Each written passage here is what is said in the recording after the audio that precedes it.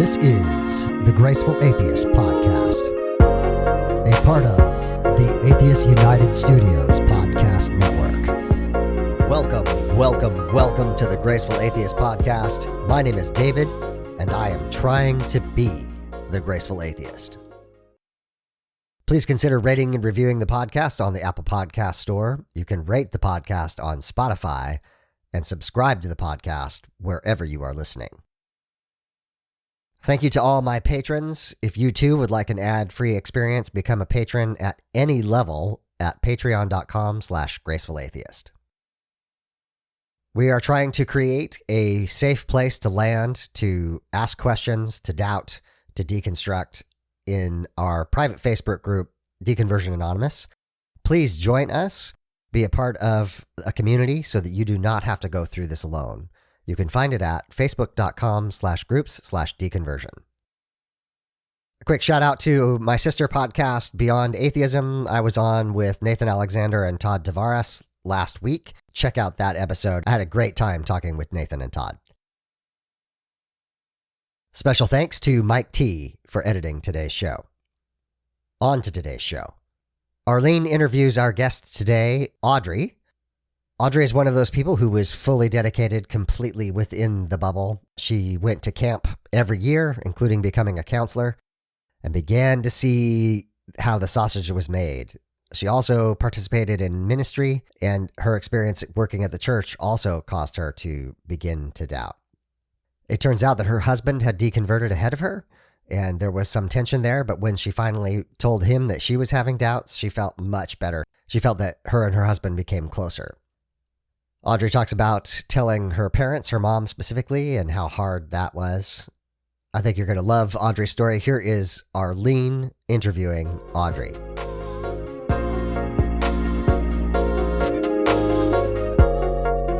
Welcome, Audrey, to the Graceful Atheist Podcast. Hi, thanks for having me. Yes, I'm excited. You and I connected shortly after I did my episode on the podcast. Yes, I heard you. Yes, you and I had some church things related, and you and I were able to talk. And so I'm excited to hear your story.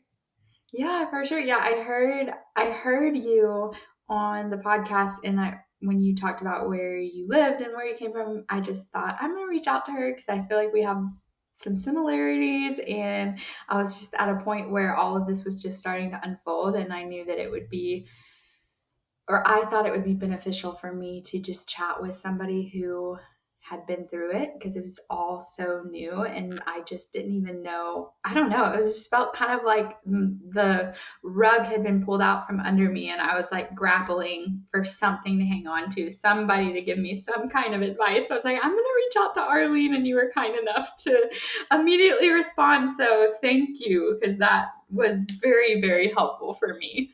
Oh, you're too kind. Yes, I enjoyed it. It was my first experience. Like, I had talked to David doing my episode, but there was no Deconversion Anonymous Facebook group yet. I had maybe found some other podcasts, but I had no idea that other people near where I lived were also going through this. So it was good for me. It was good to have that conversation. So yes, we usually start. Tell me about the spiritual environment that you grew up in. Yeah, so to your point, the reason why I wanted to reach out is because you were from the old state of Georgia, and I was like, I want to talk to a fellow Southerner, I guess. Yes. It's been interesting. Born and raised in Georgia, born and raised in just a small suburb north of Atlanta. I guess not small. Pretty big. Metro Atlanta is pretty big, but I still live here just further north, so not in the same suburb that I grew up in, which I'm very thankful for because I am the kind of person that does not like going to the grocery store and seeing people that I know. Yes. And I got to a point where, growing up in the suburb, working in the same area, I worked at a church in the same area. So it's just every single place I went, I saw somebody I knew. And I'm so happy that my husband and I are now 20 minutes further north because I don't run into those familiar faces in the grocery store. But yeah, so faith background, I guess. well, where should we begin? Definitely born and raised in a Christian household. From the very beginning, pretty much popped out a Christian, I guess. I remember I'm the youngest of, so I guess I'll just start with my family and the background. I'm the youngest of three brothers. So there's Oh, four wow. kids in my family. Definitely sort of formed who I am today by being the only girl. Both my parents are still together. My mom and I grew up really close, just being the only girl in the family, but born and raised into a very, very conservative household. But I didn't really realize it, because when you're in the bubble, or when you are born into a conservative family, you tend to hang out with other conservative families, and Yes. homeschooling is a whole thing in and of itself, which is its own bubble. So you don't really realize this until you get outside of it. But I was homeschooled until about fifth grade. And then my mom put us all into school in the same year. So we're all 2 years apart. So I was fifth grade. My brother above me was seventh grade. My brother above him was ninth grade. And then my brother above him was 11th grade. So I'm not envious of my eldest brother, who was homeschooled pretty much all the way through. He did a few schools here and there.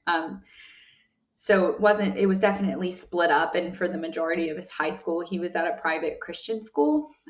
But for my brother and I are the two youngest kids. So me and my brother, who's 2 years older than me, we got put into a very small Presbyterian Christian school. So it was basically, if you could, the equivalent of like homeschooling, but the church version, where you actually go.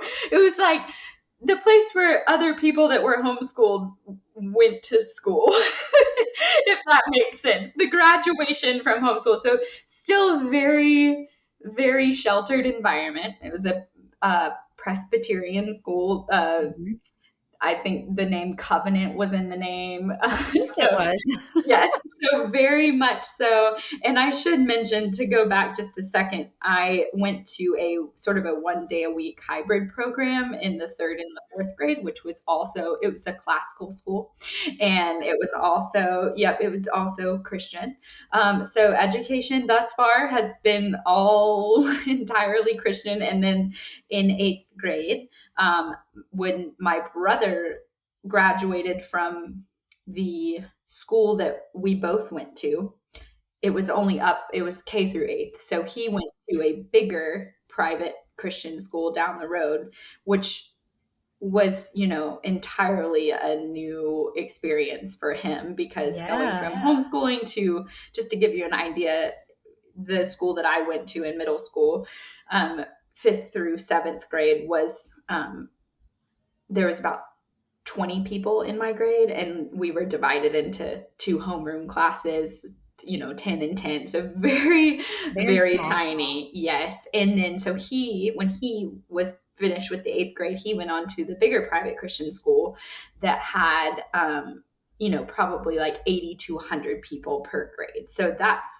even though people listening to this that might have gone to a public school, that seems so tiny. Mhm. I actually ended up going there. The plan was for me to follow him and go there in high school, but I wasn't having the greatest experience in my middle school environment. So I just went ahead and transferred, and that was a completely new experience for me. Again, all the while, Christian school, Christian small school, bigger Christian school, throughout this whole time period of my developmental years. I was in this bubble that it was cool to be a Christian. And like the more Christian you were, the cooler that you were. So it was definitely, there were incentives outside of just what the Bible said to sort of walk the walk, if that made sense. And I'm trying not to get too much into the nitty gritty here, but I feel like it's kind of important to bring some context of sort of my developmental years, because I'm in my later 20s now, but that was, elementary, high school, early college, all of that was in this bubble, and it was all, it was cool to be a Christian, right? So, anyway, so that's kind of my schooling into high school. Definitely the vibe, I should say, at the bigger Christian high school that I went to was, it's cool to be a Christian. Definitely in a group of friends where, the kids that maybe didn't follow the way, if you will, or kind of rebellious, were gossiped about, rumors were started, that kind of thing. So I definitely set myself up in the group of friends that was not rebellious, but also, not super uptight, but just in that comfortable sort of, I guess it's hard to bring vocabulary to it, but it was just this element of, we're all Christians, we talk about it, it's cool if you're a Christian, and if you're not, you're going to be gossiped about, or if you choose to do things that are quote unquote like against what the right way to do things is, then you're going to be considered rebellious or a black sheep, or you're going to get a rumor mill started about you. So God forbid, quite literally,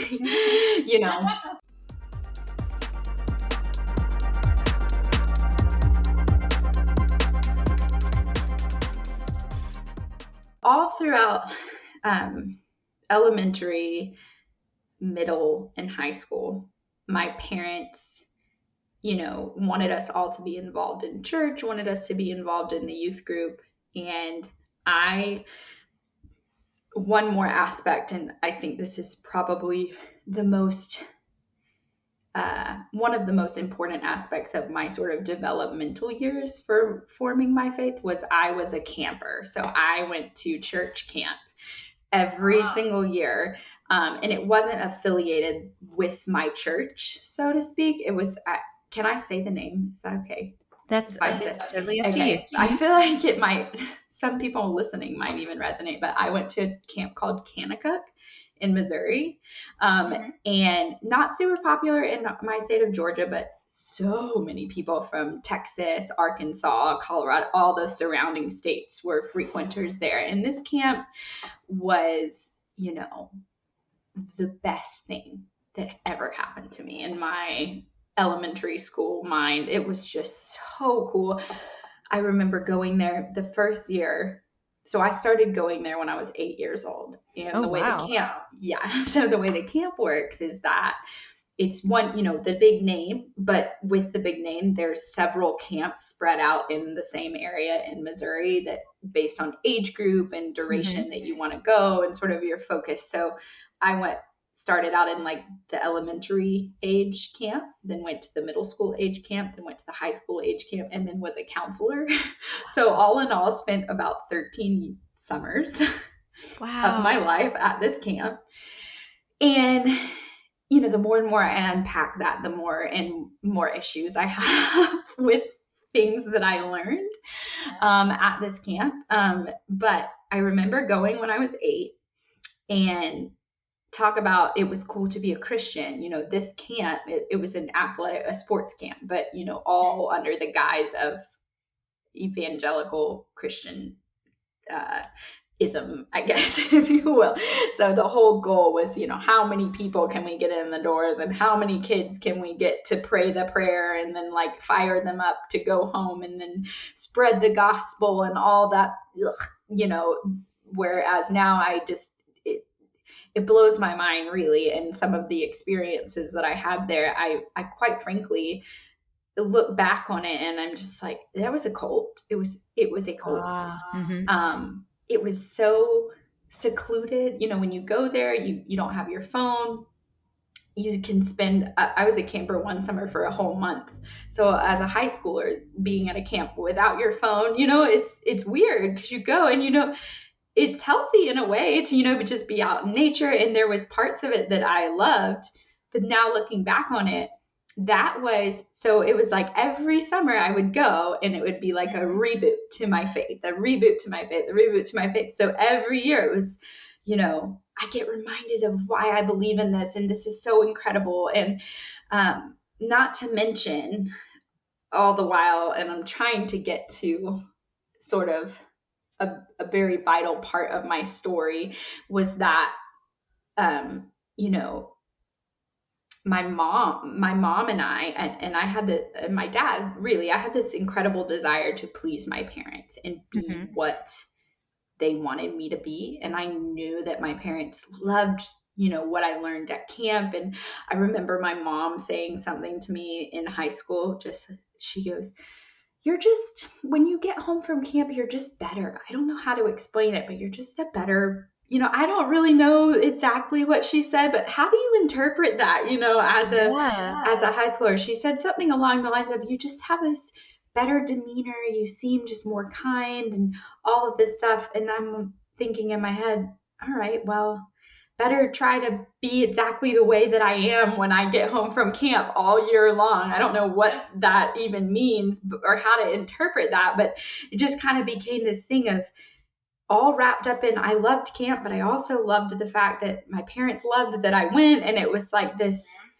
whole toxic feedback loop, I guess, of just wanting to please them, but also, enjoying the camp in and of itself. But that is sort of where I would guess people might remember this term, my fire for the Lord was sort of ignited, and you see the counselors, the older Christian college girls and how awesome they are. And you're just like, I want to be just like that. And then, you get on the other side of it. And I worked at the camp for 4 summers as well. And it kind of deromanticized it a little bit for me, just being on the other end of things and seeing how things were run by the leadership and seeing the attitudes of people behind the scenes and that kind of thing. So left a little bit of a bad taste in my mouth. And maybe if I could pinpoint sort of, I don't know how to say it, where I started maybe asking questions, but I didn't want to admit that I was just kind of seeing the other side of things, and then reshelving that, not wanting to get into it. It like I could feel something, and I don't even know if I knew how to verbalize it, and I don't even think I could pinpoint when this happened, but maybe towards the last summer. So I was probably, I guess this would be summer going into my sophomore year of college. Okay. Summer going into my junior year of college would have been my last summer working there. And I would say, questioning a little bit. I left with a bad taste in my mouth is what I would say. But if I could really, I feel like I'm skipping around here, but that's my long intro to elementary, middle school, high school. Then I go to college.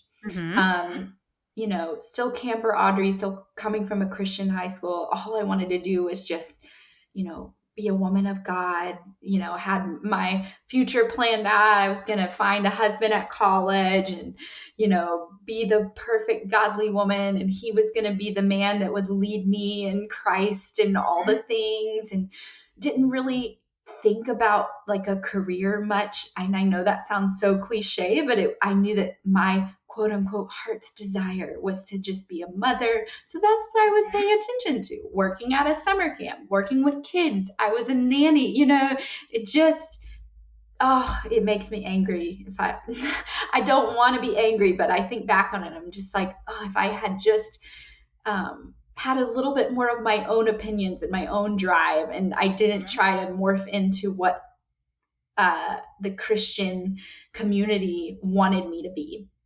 And I'll get into that a little bit, but trying to be concise with my background here. So I feel like if I could pinpoint sort of when the beginning, maybe that first thread, got pulled from the stitching. I took a biblical perspectives class in my freshman year of college. So I should mention I went to a Christian college. I was going to ask. Yeah. So I went to a Christian college called Samford University. You might have heard of it, in Birmingham. Just for a year, though. I went for my freshman year, and that was where, my heart was set. It was basically like my high school, but bigger. It was basically like the college version of where I went to high school. And looking back on it, I'm just wondering why in the hell I wanted to do that. But anyways, did it. Went and I took a biblical perspectives class at Samford, and still remember where I sat in the class. I remember my professor's name. It was just the first time in all of my years of education that someone took the time to teach me. It wasn't just biblical perspectives of just a Christian perspective of the Bible, but this class taught me perspective, other religions and other people's perspective of the Bible. And that was so eye-opening. And I am so appreciative of that professor, because the way that she chose to teach the class was from a completely unbiased place. I think that she is a Christian. I'm not really sure where she is today, but she had a grace about her that was she never came from a place of condemning or laughing at other people's perspectives. And that was very different for me, because I actually came from, in my high school courses, we were required to take Bible class every year, but also our junior year, we took an apologetics class. And my professor, I guess teacher, was very, very, very biased and very judgmental, and kind of like would give the perspectives of other people for the sake of teaching us the arguments. And he was very good. He was very good at teaching us how to argue and do it well. But it's funny, my husband and I were actually just talking about this. He's very good at, because we went to the same high school, but we took the same course actually. And I'll get into him. He's also part of my story. But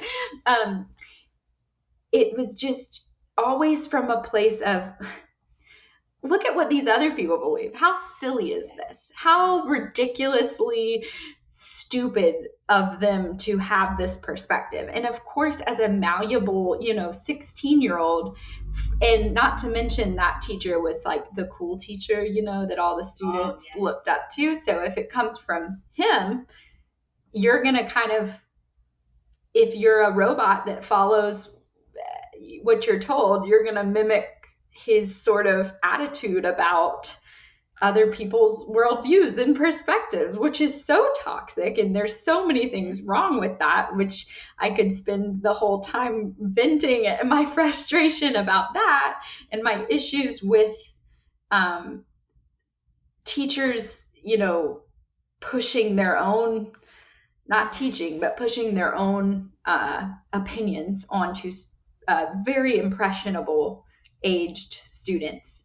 But so then to go from him to the professor at Samford, that was very much so this from an unbiased teaching place, was just very helpful for me. And at the time, I maybe wouldn't have said the word helpful. It was very confusing and very frustrating to sort of deal with that and not understand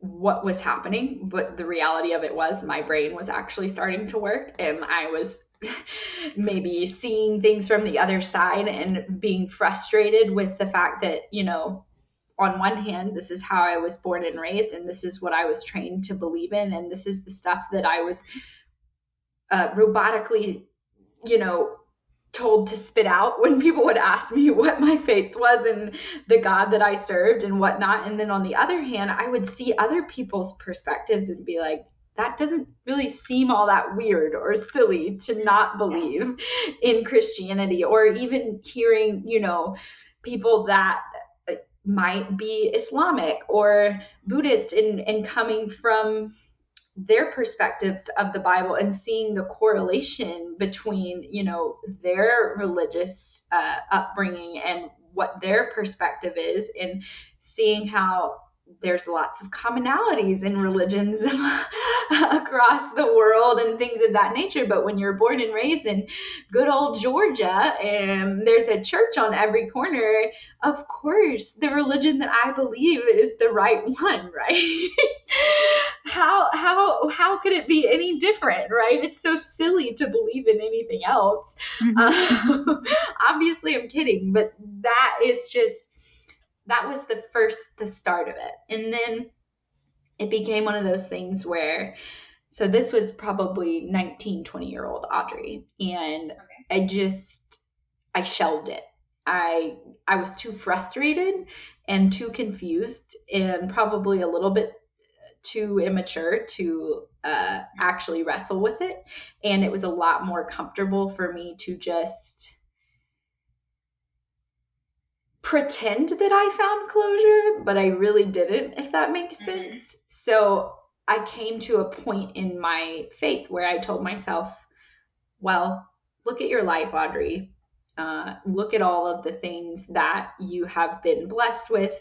Look how fortunate you've been to, grow up in a family that could afford to send you to a school like this, or, afford to send you to a summer camp that wasn't even, something that I mentioned, but of course it was predominantly a white Christian summer camp. So, if that is any, and it also was not free. So if that's any indication of the, campers and the families and the kind of people that were there and the kind of people that ran the camp. So I was so oblivious to the bubble that I grew up in. And I used to be embarrassed to admit that, but life is a journey and you're learning every day, and I can't help that. I can't help the background that I came from, but I can proceed in a different way. So when we know better, we can do better. Exactly. When you know better, you can do better. And so from all that, I just realized that, okay, look at my life. Look at all of the things that I've quote unquote been blessed with and how things have quote unquote worked out. Like, of course, that's the sovereignty of God. Of course, he exists. Of course, how could he not? And that sounds very naive, saying that from where I was to where I am now. But that was kind of what I fell back on, is like, okay, I have a lot of questions, but it seems like God has been utterly faithful in my life. So I'm just going to cling to that. And I'm just going to sort of bury all of the concerns that I have, that cognitive dissonance, right? So that went on for a while.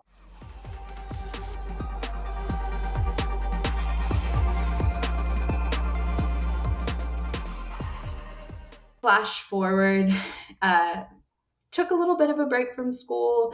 My junior year, decided that I wanted to pursue songwriting, which is kind of a hobby of mine. But I, for a year, took just a break and moved out to Nashville and was on my own there. During that time, I reconnected with someone who went to my high school, and we actually started dating. I actually dated one of his good friends in high school. And then we reconnected later because I transferred from Samford to Kennesaw, which is a school close to where I live now. But during that time started dating Mason, my husband. And then I took a break from school, went to Nashville. Highly recommend anyone who is of college age to just take a year and do it completely on their own, because I feel like, even though at the time still a Christian, still trying to pursue my faith with the Lord, but just to kind of be on your own, and it some of those things I buried started to rise up again. Being a waitress out in Nashville, writing songs, being in a completely secular world, going from a Christian high school to Christian college, then transferring to a massively secular university was the best thing that I did, but at the time didn't know, right? So slowly starting to become way more ingrained in this secular world and having secular friends and all of that. So maybe those things I buried might start to rise up again. I remember just still dealing with some questions, and I actually, I was in Nashville for a year, and then when I moved back, I decided I wanted to come back to where I'm from. And when I came back, I actually got a job working at a church as a, I guess my title was intern, which I have issues with because I was paid, but but not that internships can't be paid, but I was an intern. I think it was youth group intern was maybe my technical title on my contract. However, I called myself the student ministry coordinator because that was, quite frankly, I was the student ministry. It was a very small church, and the student ministry was very small, and they just needed to hire someone part-time to sort of establish a ministry, it really. And so that job was I was there, my contract was for 2 years, it was part-time, and the job itself was very administrative. So I was kind of, that typical female church role of, females work on the staff. Well, they work in the children's ministry and they do admin, or the same thing for the student ministry. I was admin. I was never considered, the pastor or anything like that because I didn't have those credentials. However, it was required of me to teach lessons every Sunday and lead Bible study, but I was just strictly, the coordinator. The requirement of having testicles really does put a damper on things for some of us. Exactly. And unfortunately, I do not have balls. So I was the intern or the coordinator or what have you. But this church is very small. At the time I was working there was only 4 people on staff. So including the head pastor. Yeah. So it was a pastor, a worship pastor, me, the student ministry, and then another person who was definitely, the church wouldn't have run without her, the admin gal that was pretty much the pastor's right hand. Everything, fell on her pretty much, is what I would say. And I never knew what she was paid, but I bet you she was underpaid. So that was ultimately very unfulfilling.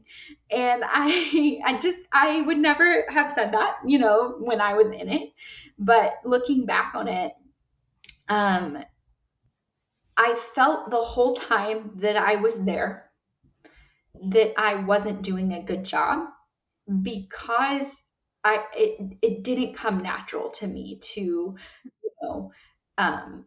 part of being a student ministry coordinator or leader or what have you is, showing up to things for the students on random weekends and going to their homecoming and sort of being in their life. And I'm sure people listening to this can resonate with that, that cool youth group gal or guy that showed up to your homecoming pictures or, went to your high school events just to say, hey, and, be in your life.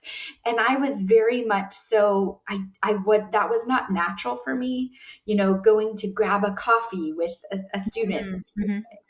It's just, it wasn't, I didn't love it. And I always felt very, conversations felt very forced. I don't think anybody that was on the other side of those coffee dates with me would have said that, but it was never, I never felt fully comfortable doing those kinds of outreach things. It felt forced. It felt ingenuine. Like the whole purpose and meaning behind me meeting for coffee with you is to really, how's your heart? Ugh. It's not, I like this person, we're friends, let's hang out and do a thing. It's, here is part of my job. And part of my job is hanging out with these kids. Well, I've checked off this box. I did this. I went to this soccer game. Like that isn't loving. It doesn't feel loving. Absolutely. I couldn't have said it better myself. It just being on the other side of it, having that church paycheck, all the things that you do seem very ingenuine. And I used this word before, but just like working at the camp kind of de-romanticized camp for me, working at the church completely de-romanticized the church for me. And that really was where the thread started pulling a little bit more and a little bit more. And the whole time I was there, I was wrestling with this, I feel like I'm pouring out, but no one is pouring into me. I feel completely drained. I'm not really connecting to what I'm doing here because I feel like it's coming from a place of ingenuineness. Yes, while I did form relationships with some high school girls and students that I still today, think of and love, I don't reach out to them just because I don't think that would be appropriate just for where I am. And I have no idea where their worldviews are. And obviously they're all older, probably college age now, but it's just looking back on it, coming from this place of how can I lead you in love and guide you in love if I don't really feel connected to what I'm supposed to believe in? Almost just imposter syndrome. Like I'm not connecting here to what people are telling me to connect to. And then on top of that, I am required to now teach it to these people that are young and impressionable, but I'm not really connecting to it. So how am I then supposed to teach it to them? So I got to the end of my contract and that was it. I was just like, okay, I'm going to leave. All the while I had been getting my personal training certification. This was back in 2017, 2018, getting certified as a personal trainer. So little did I know that would completely set off the trajectory of, what I do now in my career, but fell in love with that whole industry. So that's kind of what I pivoted to after working at the church. And I had been training part-time because the job at the church was also part-time. So 2 part-times make a full-time. I was a busy gal. But all that to say, the contract ended right around August of the pandemic of 2020. Oh, wow. So, yeah. So I did the whole youth group thing from March to August, like virtually, which was a disaster. Yeah. Us trying to pivot and figure out, how to navigate that. And then, of course, came to the end of my contract, and that was it for me. And to be honest, took quite a long hiatus from going to church. And I knew when my contract was up that I would, I wanted and needed a break for myself, almost like my own sabbatical, because I had been pouring out so much. And I was just like, I don't even want to go to church. I just want to take a break. I'll listen to the podcasts. I'll listen to the sermons, what have you, but I don't want to set foot in a church for quite a bit.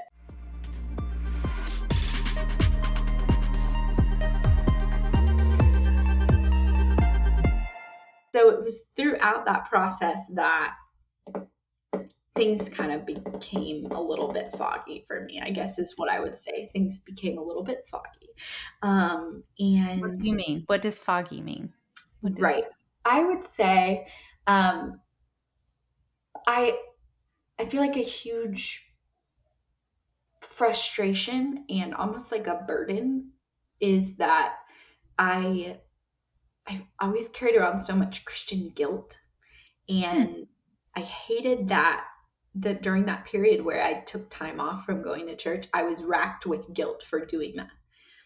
And dealing with that frustration and feeling like starting to feel disconnected, but not minding. Not going to church was a chore for me. And so finally got to the end of those 8 months or what have you. And I was like, okay, Sunday's the day. I'm going to go. I'm going to go to church. I'm going to try something new. I definitely didn't want to go to the church that I had worked at. So I actually tried to go to the Woodstock City Church because my husband and I were actually moving close to the church, not for the church, but we were in the process of moving out of our apartment we were building a new construction home. So I knew that we were going to be in this area. So I started just perusing, seeing what kind of churches were out here, and started going there. My husband actually never went with me, even though I asked if he wanted to come, but again, never wanted to pressure him. So again, that was what I was wrestling with, kind of like, maybe he doesn't, want to do this anymore. I'm a little bit confused because I thought, I had this whole idea that we were going to be, the Christian family and raise our kids in the church and all this stuff. So I was kind of dealing with a little bit of fear that I didn't know where he was. And so, months go on. I would infrequently visit the church, but I guess foggy just meant I started dealing with frustration and doubt and almost jealousy of, he sleeps in on Sunday and doesn't feel bad about not going to church. But we weren't really having conversations about it. But I was jealous. I want to sleep in, but I have this Christian guilt. So I have to drag my ass out of bed and, get up and go, and then not really feel anything from what I just heard, that whole, you want to emotionally, I was very much, I'm a singer and, creative. So worship was a big thing for me. And you want to feel that Holy Spirit, rush of fire and, what have you. But just stuff wasn't sitting right for me. And so I remember distinctly sitting down with him at dinner, and I keep using the phrase stuff didn't sit right with me, and not really getting into that detail, because at the time that was all it was. It was so much cognitive dissonance that I don't even think I could verbalize to you what doubts I was struggling with. It was just something wasn't right. So I feel like once I get past this portion of my story, I'll be able to explain the things that didn't sit right with me. But at that point, it was just like that feeling of something's not right here. Something's not right, yeah. Something's not right here, and I don't know what it is. But I remember we were at dinner, my husband and I, and we had just come to see our house for like the last time before we like moved in. So it was very, it was definitely like the closing of a chapter, the newness. It's very timely. But we were at dinner, and I remember going into the dinner with this, plan to sort of ask him where he was in terms of his faith, and how he was, what that has turned into, because I've noticed that you haven't really wanted to come to church with me and that kind of thing. And I don't really know what happened, but it was like I opened my mouth to start to say that, and then it became a conversation of, I've actually been really struggling. Like, is this something that I want to do? And he was like, eyes wide, like, oh, finally, like, oh yes, talk about this. Because he was all the while, little did I know, having his own deconversion, and didn't want to say it to me because, how that goes.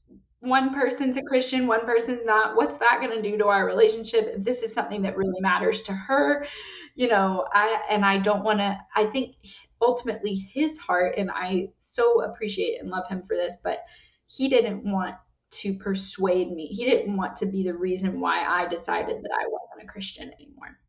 My husband was the same way. Like he told me, we had what we called our one-on-ones, because that was like our time to talk about the hard stuff happening in, marriage, parenting, work, whatever. And he told me he could not believe anymore. And multiple people have said on the podcast, you don't suddenly decide not to believe. You just realize, I don't think I believe this anymore.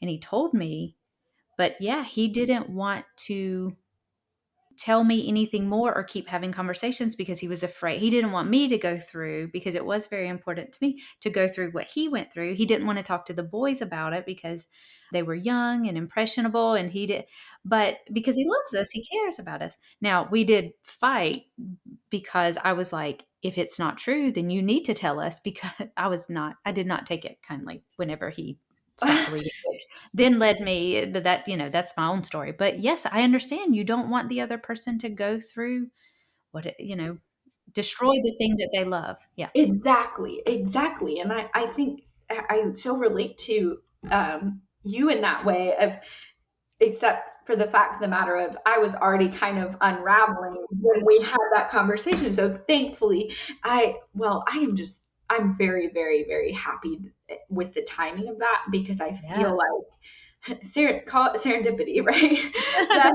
that we were able to sort of both open up I don't want to say both of us, because he obviously had been going through it silently for a couple of years, which I I feel for him in that. I don't know what that's like. So I'm so grateful that he stuck around, right? Because here I am, like, working at a church all the while. I'm like, you want to come to church on Sunday? He's probably like, hell no, I don't want to come to church on Sunday, but I love you, so I guess, But again, he thankfully was not super open at the time, because I couldn't have handled it. I really don't think that I could have handled it. And he was wise enough to know that it was not the right time. So when I opened my mouth to have a conversation about, are you a Christian? Because I am, it actually turned into a conversation of, are you a Christian? Because I actually am not sure I am either. Which I don't know. It was almost like, I think it's kind of interesting to think about. It was like one side of my brain knew the conversation that I was supposed to have with him, and the other side of my brain knew the conversation that I needed to have with him. That's interesting. Yeah. Right? It was like my mind knew that something wasn't right. But the Christian side of me, the Audrey, you have to be a dedicated, godly woman. Like, you need to talk to your husband about where he is in his faith, because this is going to be an issue in your marriage or whatever. And the fact of the matter is, no, it's not. You guys need to just get on the same page here, because both of you are going through it and you're not talking about it. So that just kind of, the floodgates opened. And I would say that marked a very significant day for me, but also like my relationship with my husband completely changed in the best way, because I no longer was like dealing with this, we're not, equally yoked, or I hate that term now. It just like it makes me nauseous, really. But like, there was no longer that. Okay, how do I phrase this? In the Christian bubble that I was born and raised in, and a lot of people listening to this might relate to this, there's like a standard. There's a way that your marriage should look like, and the way that you should portray yourself to other fellow Christians. And if I was looking at our relationship outside looking in, did not meet that standard, so the word is concerned. And to go from a dinner being concerned, and then to leave a restaurant being like, oh my gosh, I have a peer, a fellow person that I can finally like unburden all of my doubts to, and not feel condemned or judged. And I'm also, fuck being equally yoked, whatever the hell that means. Like, I love this man, and there's nothing. It was almost like, for me, there was this like barrier between us. And, he's probably going to listen to all of this for the first time, but there was like this wall this wall of concern. Mm-hmm. And that's the only way I know. And then it was like, once I was able to eliminate that wall of concern, there was no longer a barrier between us. And I just felt, it's so interesting because that Bible verse, like you become one, that you felt that happen. Right. It was in that moment that I finally felt like, oh my God, this is my person. And it had nothing to do with a deity. Like it was just like, oh, finally, I feel like I can take a deep breath. And that was amazing. And that was like, I would say that conversation was, I've been referencing like a slow thread unraveling, or people have said, the statue has crumbled, or the foundation starts getting chipped at. And then once it crumbles, or once that scarf unravels, it's quite frankly impossible to put back together again, right? Yes. So after that night, I would say that was the statue crumbling for me.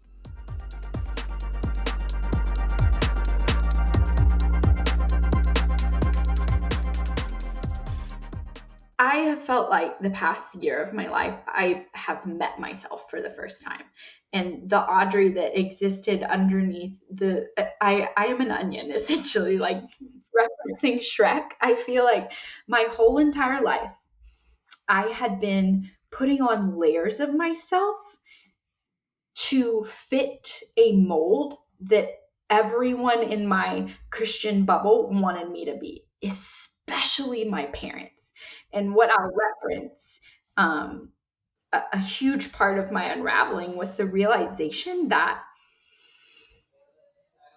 I didn't choose this belief system. This belief system I was born into it, and it was quite literally force-fed to me from the time that I could talk. And then not until I'm 28 years old, or 27, I don't even know how old, not until my upper 20s, I had this realization of, not only was I force-fed this religion, but it was so wrapped up in pleasing the people that were in charge of me, even after they weren't in charge of me anymore. Right? And how twisted is that? And obviously I love my parents, and they did the best they could. They really did with their worldview. They loved me in the best way that they knew how to, and they still do. But I think it's very important, and it was very important for me to recognize and find out through therapy, etc., that a large part of what I was trying to be, back to that onion, those layers, I was trying to appear to be the person that they wanted me to be. Yeah. And because of that, those layers hid the root of who I really am, my opinions, what I care about, what I actually think is right and just, It was almost immediately after having the conversation with my husband, I was like, okay, no more sermons for me. I immediately started looking up, atheist podcast. You just jumped like immediately. straight. Literally, yes. Wow. I have not listened to a worship song or a sermon since that dinner. So immediately jumped. That's actually how I found this podcast, which I am so thankful for, because it's been a big part of my deconversion as well. But I started listening to, it's called Voices of Deconstruction by Steve Hilliker. I don't know if that name sounds familiar, but I quite literally found the podcast I think I typed in like deconversion in the search bar in Spotify. That's how I find a lot of my podcasts anyway, just like a keyword. But I typed deconversion in my search bar and found his podcast, and I started listening. And I remember the very first girl that he interviewed, or the very first podcast that I listened to, he interviewed a bisexual girl, and she was talking about, just with her sexuality and how she said the phrase, I couldn't subscribe to a religion that didn't allow me to love all people. Oh, wow. And I was just like, I was running, but I almost like stopped and was just like, holy shit, what have I been doing? Like, just wanted to weep, because that's it for me. Like, that, if I could boil it all down, I don't want to subscribe to, I mean, there's a million other things at this point now that I could say, this is it for me. This is it for me. This is it for me. But I think we all can relate to that, of there's just a slow unraveling of, and this, and this, and this. And I think I shared full transparency before we started, that I was like, I'm a little bit unprepared, because I feel like there's just so many things that I am going to forget to mention, and it might take me a while to get to the points of my deconversion. But I remember hearing her say that.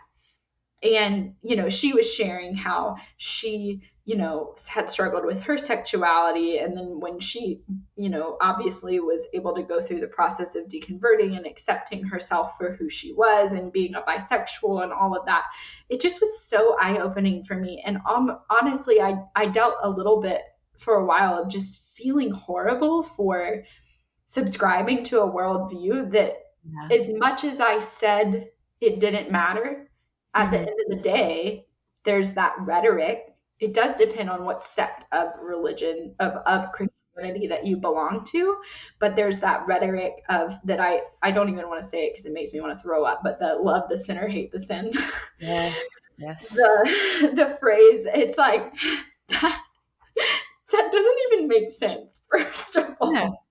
Like, if you're hating a part of who someone is at their core, then you're hating them. Like, it's not, you can't separate the two. And so I think that was a huge thing for me, of like, okay, immediately no to being a Christian. I just like had this moment of, yeah, that's not who I am anymore. Absolutely not. And I have never felt, in the week of like that dinner with my husband, in the week following, I felt like I was floating on air. Like, I had never felt more free in my whole entire life, to get to a point where I was walking around and not feeling guilty for every little decision that I made, or questioning. I think for me, a huge thing was I always wanted to, be in the Lord's will and do what he wanted for my life. So every damn decision was prayed about, and gosh, that is tiring. It's exhausting. I remember when I didn't know I was deconverted. I didn't know. You don't know what's happening. You're just asking questions or whatever. I remember when I was like, I don't think I'm going to pray about stuff anymore.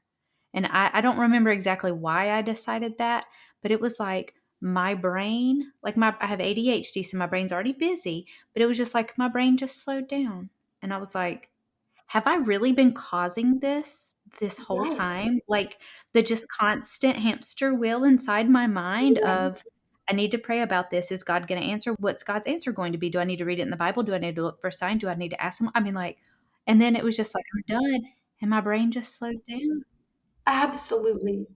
Yes. I feel like when I made that decision of, yeah, this isn't working for me anymore, I felt like I was able to take a deep breath for the first time in my whole entire life. Like, to really know, it was like 100 pounds had been on my rib cage, and I didn't know the difference. You didn't know it. I didn't know what it felt like to walk around without 100 pounds on my rib cage.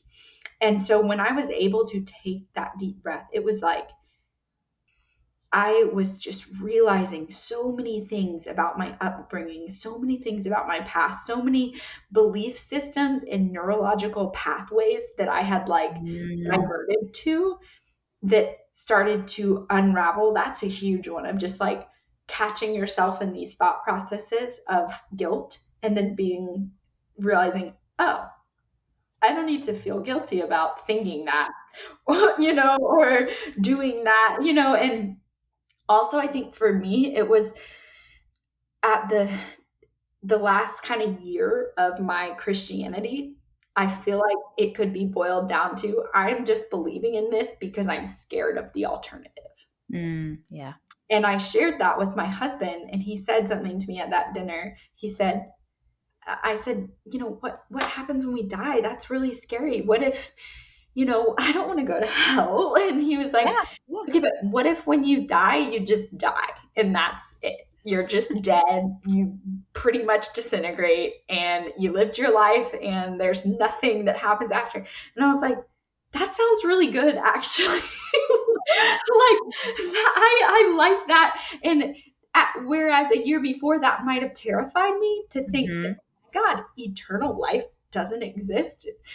And then to be in a place with where I believe now is that, I don't claim to know everything. I know that there are things that we can't explain, and that is, I'm happy to just kind of leave it at that. And I will never say that like my belief is the absolute correct belief, because I just don't think that anybody really knows. But I'm happy to believe that when I die, I just die. And I am okay. I'm satisfied with that. And honestly, it's super freeing because it just is more motivation to live a life that I love and enjoy. I agree. It's like now this life is way more important. So let's, whatever the things that we value, let's be sure that we do them. Exactly. And I think a huge thing for me was that realizing there's this dialogue and this way of thinking as a Christian, at least from my background, of like life is just a drudgery. Life is something that you have to kind of get through to get to the good part, which is heaven. Like we're bond servants of Christ. Oh, yes. And this is like the time we have to serve in order to get that mansion in the sky.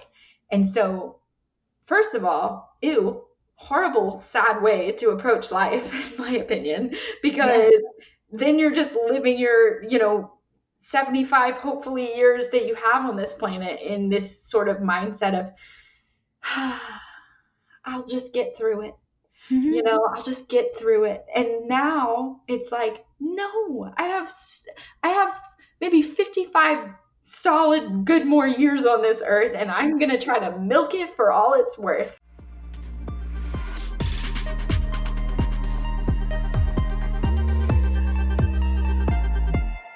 The other thing that I was quote unquote scared about was that argument you always hear of like, what is making you be a good person if you're not a Christian? It's like I can be a decent human and it not be connected to a deity. And I can also, there are aspects of Christianity that I can value and that I can teach to my kids, not the religious aspect of it, but I think it is a wonderful thing to be a person of integrity. I think it is a wonderful thing to be a person who, is honest and is kind. But I don't have to say, this is the Bible verse that tells you that you need to do that, right? Yeah, we still use the phrase, love your neighbor as yourself. And that's why you have to brush your teeth, children. Like, right. If you're going to be around your friends and you love them, please brush your teeth. Please don't have that breath. Like, this is the way we love our neighbor. Yes. Right.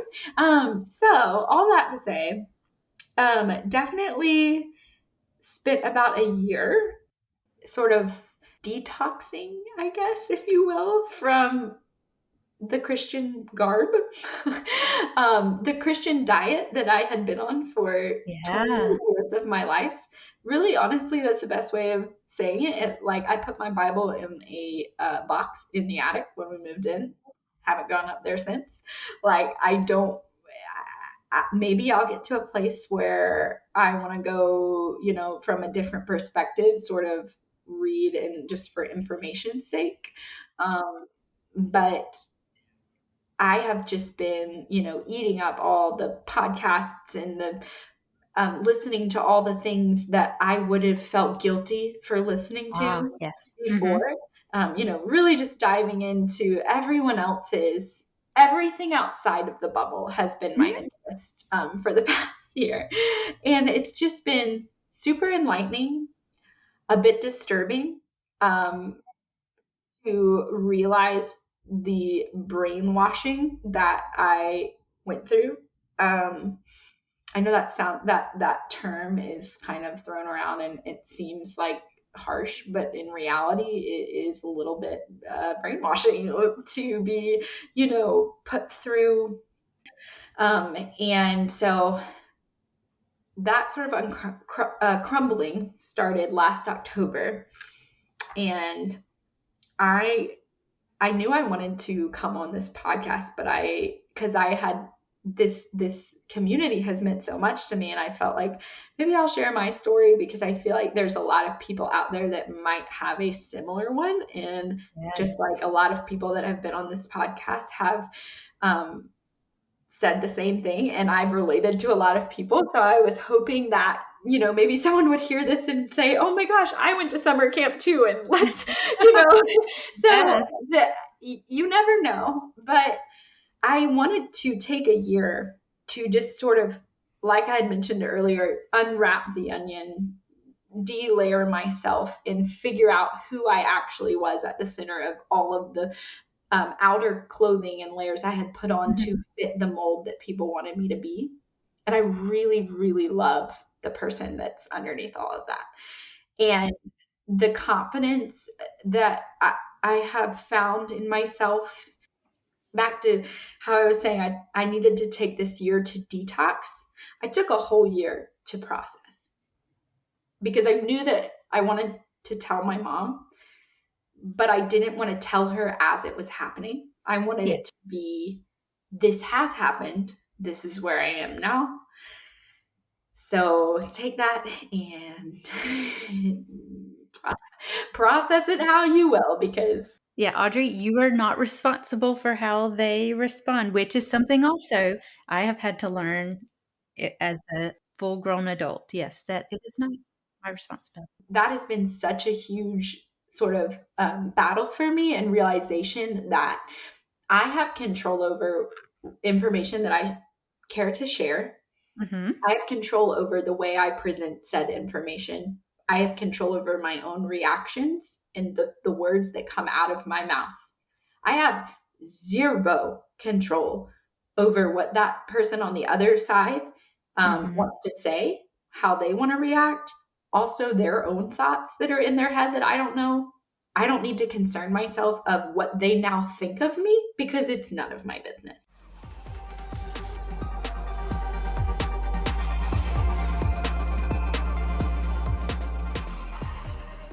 I have had two best friends from the time I was in 8th grade at that private Christian school until now. And I told them as kind of like my prep to tell my mom. I also waited a year to tell them. And that was really difficult. At least in my story, that was what I was the most terrified of doing, because I had grown up in this bubble, and my community, everybody was a Christian. So I got to this point of like, what do I do? How do I move forward? I know that the second that I tell my two best friends, it's going to completely change the dynamic of our relationship, because we have been best friends, but a lot of that friendship has been deep talks about our faith and our Christianity. And that was sort of the thread that connected us. But telling them, I was like, okay, once I told her, I felt like I could be my authentic self.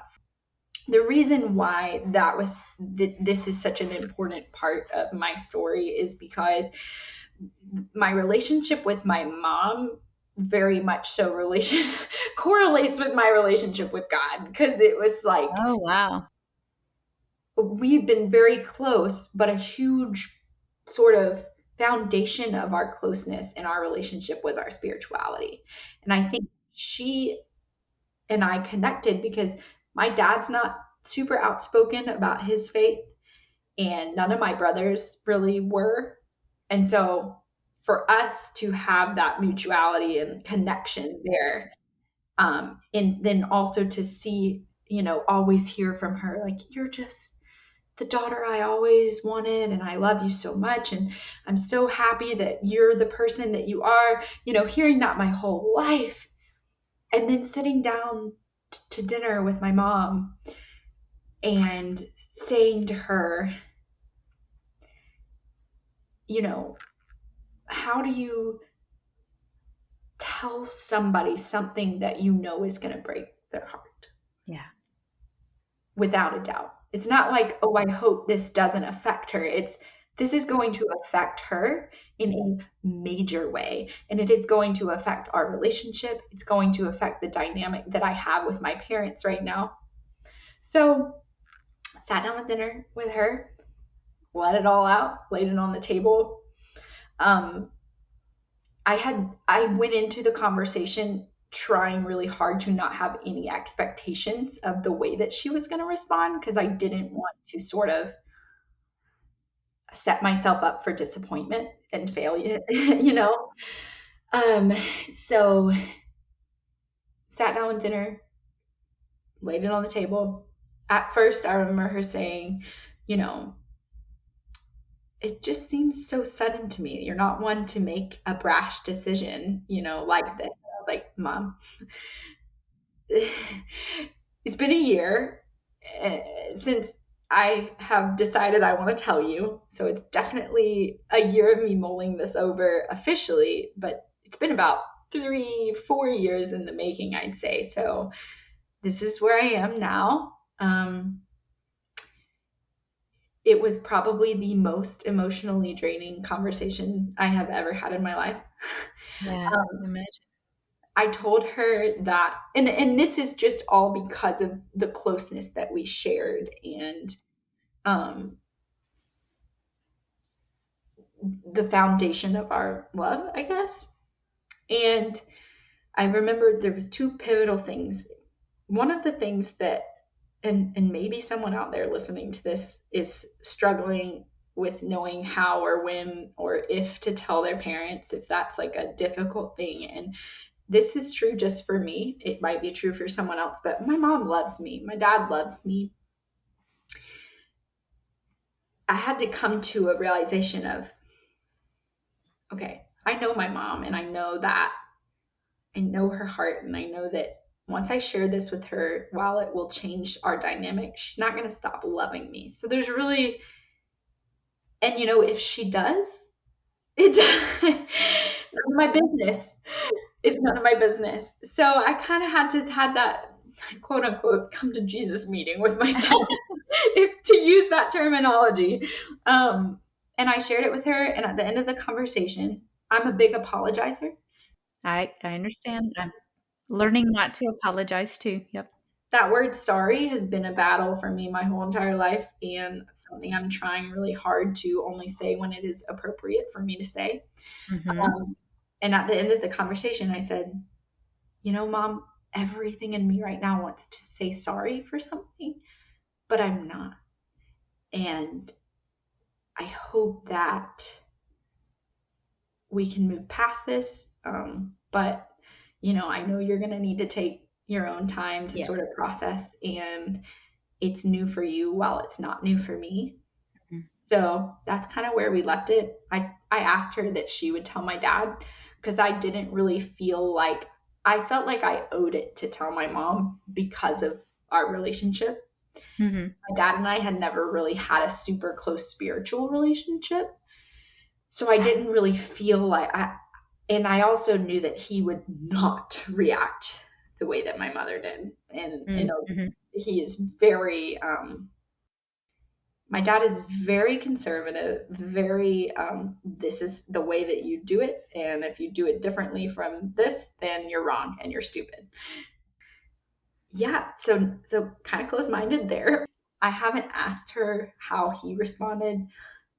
Ultimately, my family is pretty conservative, and it is interesting to go from being the perfect child to now kind of catching the vibe of I am the black sheep, which I've never been in my whole entire life. But then also, I came to the realization that, like we had been saying earlier, that night after I shared with my mom, I thought that I was going to immediately feel this sense of like relief. And on my drive home, of course, I was bawling because I just like, it was like a release for me. But I got home and I was like, why do I still feel just kind of icky? And it was because my brain was diverting to those neurological pathways of, I want to please her. I want to please her. Yes.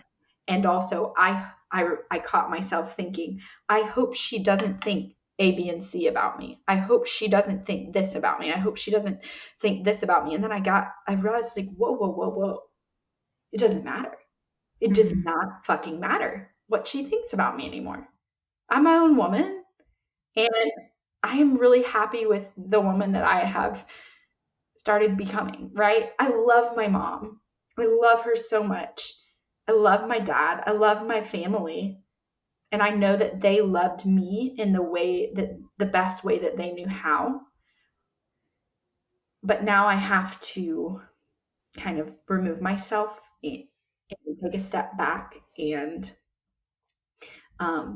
accept that their perception of me has now changed, and it's none of my business. And I can still love them, and I can accept the secret elbow nudges and the side eyes and what have you, and what might come when we start having kids and the problems that might, ensue just from that dynamic. But I'm so happy with the trajectory of this deconversion. While it has been incredibly challenging, I don't know, I just would encourage other people that if there are things that they're afraid to sort of tap into or unravel because of fear, just do it bit by bit, go in a little bit, and you might find that, okay, this is scary, but I'm feeling better. I feel like I'm finding clarity. And it's just interesting I'm trying to wrap up here, but I think a huge part, not only mentioning, the development of self-confidence and just becoming sure of who I am, but my whole 2022, I set out to reconnect with my body, because there's such a disconnect when you're quote unquote living that Christian perspective of, that verse of like the adorning of your body or whatever, like the praise, yes. There's so much a highlight on you are your soul and that's it. And I have lived my entire life in my head. And I should have mentioned this earlier, but I'm a wellness specialist. I said I'm a trainer. So my profession is very much so in the body. And I also just recently got my yoga certification. So I would say yoga has been a huge lifesaver.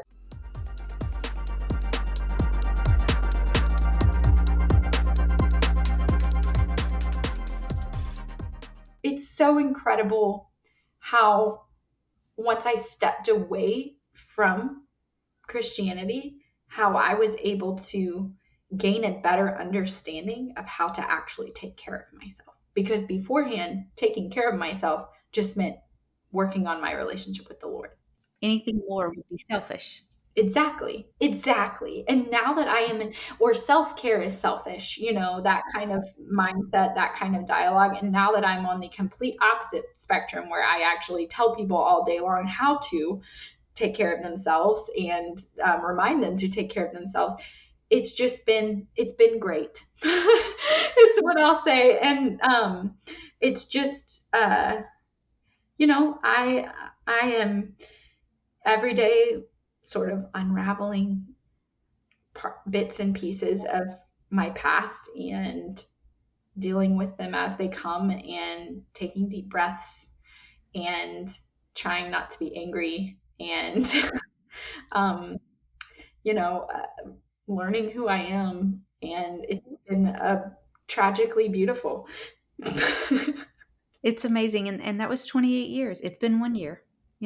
It's a journey, and there's so much to grieve, so much to be angry about, so much to move past. There's not here's the timeline and this is how things will work out. Exactly. And I am thankful though that it has happened when it has happened, because my husband and I don't have children yet. We want kids, but I'm really happy that I am going to be able to, right from the beginning, not have to deconstruct or not have to teach them something that I don't really believe in anyway. And also I'm excited to give them the freedom to decide whatever they want to believe in. We homeschool, and it's been fun to see. Like, I used to be really scared of like Greek mythology, Roman mythology, indigenous wisdom, these ancient stories, because they were so similar to the ones I was supposed to tell them are true stories. Oh yeah. And so we would just kind of like say, there are other stories, and then we would just move on. And now it's like we can just read anything and talk about it, and it's so fun. And we can love all these stories of how the birds used to talk and the animals used to talk and all, this God ate this other God and then spit out humans. Like, it's so fun. Like, and we can just enjoy it without having to be afraid of any of it or thinking of it's true. We can just, and the boys, of course, they're going to like anything that says, one God ate another God and then spit out human. Like, yes, I mean, absolutely. I can't wait. Like, some of the things that I was sheltered from as a child, I cannot wait. Like, one thing, this is kind of silly, but Harry Potter, not allowed in there my you house. go. Yep. So to this day, I'm almost embarrassed to say, like, I have never watched a Harry Potter movie, maybe one, and I've never read a Harry Potter book. But the reason now I'm holding out, because I want to like read them to my kids and experience it for the first time and like let them love it, because obviously it's a great series from everyone and their mother that but things like that. And even this is again another thing that I'm embarrassed about, but I have learned evolution for the first time. I did too. I'm a decade older than you. Yes, I understand. Yep. That is how sheltered my education was. And that made me angry, because how can you choose what you want to believe in if you're not even taught the other part of it?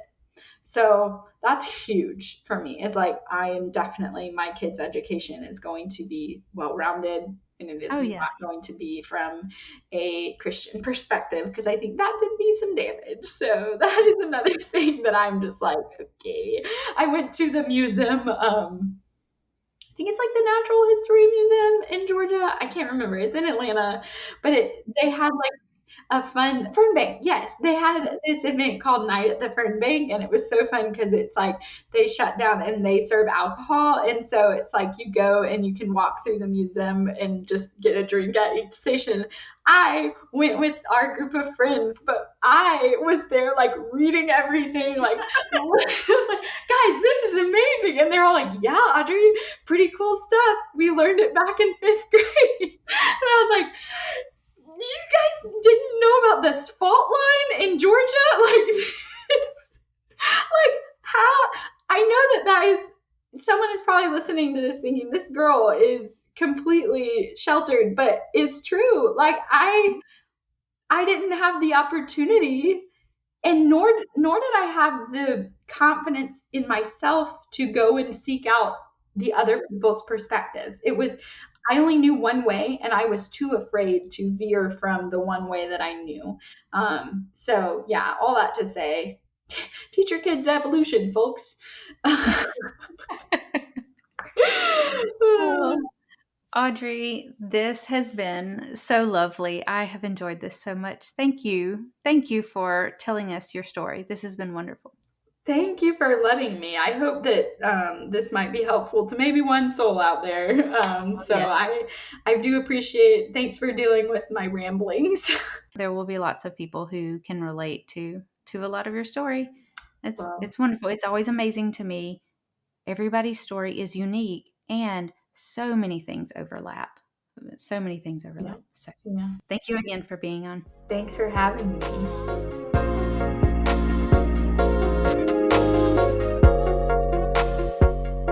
My final thoughts on the episode. Audrey was an absolute delight to speak with. I know her story is going to resonate with lots of people.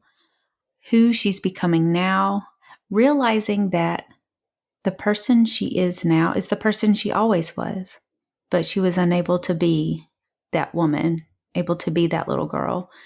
She had to cover up in layers, like an onion, like an artichoke, but like it's being peeled back, and she's realizing who she is and the confidence she's gaining, exerting her presence, no longer apologizing for just existing, but being able to be her whole self, her true self. Like, this is an absolutely beautiful thing. And I know that there are so many men and women especially, but also men, who know what it's like to spend decades of your life being somebody else because that's what God's will is for your life, or that's what your church says is best for you. That's what someone else has put on you. And being able to have the freedom to change and to, I guess, unlearn so many things to reveal your true self. That's a good thing. It's a beautiful thing. And the world needs more of those people. And so, again, Audrey, thank you so much for telling your story and letting me be a part of hearing it. The Secular Grace Thought of the Week is about radical acceptance. I've been thinking about this from last week's guest, Taylor Yoder, this week's guest, Audrey, and my discussion on the Beyond Atheism podcast with Nathan Alexander and Todd Tavares. A lot of the conception of secular grace comes from some of my experience with 12 Steps when I was very young and my mom was in early recovery. And it was about watching someone tell their story, sometimes horrifying stories, sometimes stories that talked about really, truly hurting people. And then watching that group of people love and accept that person. And what I'm not saying is that they condoned it. They weren't saying it was okay. They weren't saying it was right. They were saying that they loved that person and they were going to love them through their recovery process in that context. I've been pulling that out into secular grace in the recognition that we as human beings need to feel accepted, to feel loved. And a couple of things that Audrey and Taylor said. Taylor last week said after she deconverted, she realized, there was no one following her around judging her. And Audrey talked about just the guilt that she felt, the constant guilt. And it is letting go of the Christian conception of sin and the guilt and the sense of being judged constantly, not just by God up above, but from the community of faith that you belong to. The experience of coming out of that and being authentically yourself. And this doesn't mean that you don't make mistakes. To err is human. To forgive is also human. It is the human experience that we are not perfect, and that's okay. And we can embrace ourselves and our humanity. Everything about this podcast has been about embracing our own humanity, embracing the humanity of others. Once we have come to a wholeness for ourselves, we can give that away. We can be the person who hears the story from someone else and loves them through it. We have some great episodes coming up. We've got community members Anne, as well as Stacy, who goes by Apostasy, which I just absolutely love. And then in early March, we have Jennifer Michael Hecht, and we're going to have our 4-year anniversary podcast where we're going to talk about movies we like that talk about secular grace and deconversion. In fact, if you're out there, send us your recommendations on movies and TV shows that have a element about secular grace or deconversion. Until then, my name is David, and I am trying to be the graceful atheist. Join me and be graceful human beings. The beat is called Waves by Mackay Beats. If you want to get in touch with me to be a guest on the show, email me at gracefulatheist@gmail.com. For blog posts, quotes, recommendations, and full episode transcripts, head over to gracefulatheist.com. This is the Graceful Atheist Podcast, a part of the Atheist United Studios podcast network.